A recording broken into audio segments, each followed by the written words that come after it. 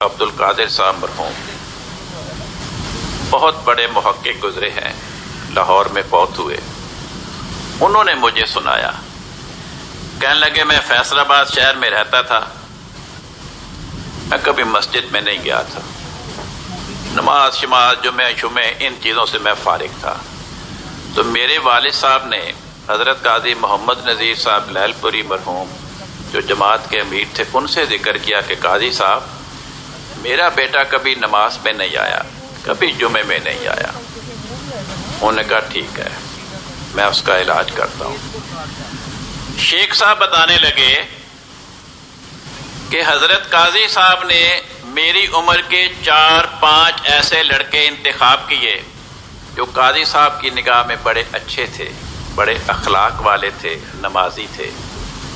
ان کو بلایا اور انہیں کہا، میرا نام بتایا کہ شیخ صاحب کو فلاں بیٹا عبد القادر اس کا نام ہے، یہ اس کی عمر ہے، فلاں محلے میں ان کا گھر ہے، اس لڑکے کے ساتھ دوستی لگاؤ اور طریقہ سمجھایا کہ اس کو آہستہ آہستہ مسجد میں لانے کی کوشش کرو۔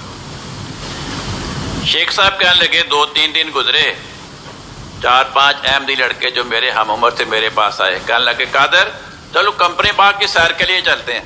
میں نے کہا چلو۔ گھنٹہ 1.5 گھنٹہ کمپنی باغ کی سیر کی، فیصل آباد میں آ گئے رات کو گھر۔ اگلے دن کہنے لگے چلو ریلوے اسٹیشن پہ جاتے ہیں، وہاں بڑی رونق ہوتی ہے، گاڑیاں آتی ہیں، مسافر آتے ہیں جاتے ہیں، بڑی رونق، بڑا موج میلہ ہوتا ہے۔ ہم نے کہا ٹھیک ہے، ریلوے اسٹیشن پہ چلے گئے جناب، پلیٹ فارم ٹکٹ لیے گھومتے رہے، گھنٹہ گاڑیاں آ رہی ہیں جا رہی ہیں، مسافر ادھر جا رہے ہیں، کوئی ادھر جا رہے ہیں، بھاگم ہو رہی ہے، رونق۔ گھر آ گئے۔ تیسرے دن کسی اور جگہ چلے گئے۔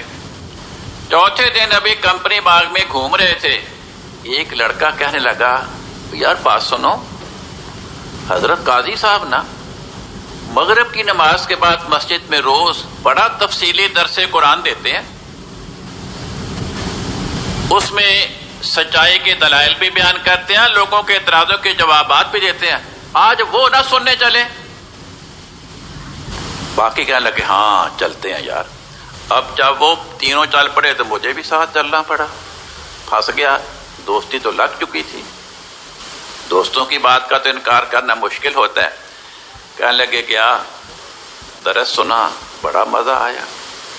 اگلے 3-4 دن میرے وہ دوست پھر مجھے گھماتے رہے، چلو گھنٹہ گھر دیکھنے چلیں، فلانا بازار دیکھنے چلیں، کمپنی باغ کی سیر کریں۔ 3-4 دن گزر گئے، پھر ایک دوست کہنے لگا یار وہ اس دن درس میں گئے تھے، بڑا مزہ آیا، آج میرا خیال ہے پھر چلتے ہیں۔ سب نے کہا کہ ہاں چلتے ہیں، پھر چلے گئے۔ کہتے اس طرح وہ 2-3 مہینے نا مجھے اس طرح 3-4 دن گھماتے پھراتے تھے، سیر کراتے تھے، پھر کوئی نہ کوئی بیچ میں بولتا کہ یار آج درس سنتے ہیں۔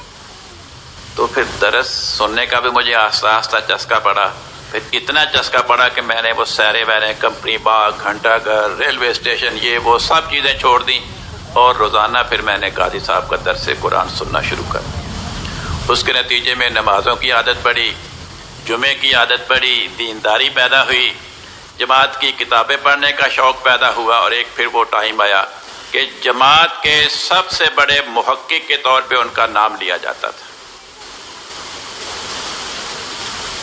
تو بھائی تربیت کا ایک یہ بھی انداز ہے، جن کو ہمدردی ہو وہ ان سے محبت سے، پیار سے دوستی لگائیں، ان کے مزاج کی باتیں کریں، اور پھر ان کو آہستہ آہستہ کھینچ کے اس طرف لائیں۔ لیکن ہم عام طور پہ تربیت، ہوئے نماز نہیں پڑھتا، تو کیسا احمدی ہوئے، چل نماز پڑھ، وہ کہتا نہیں پڑھتا ہوئے،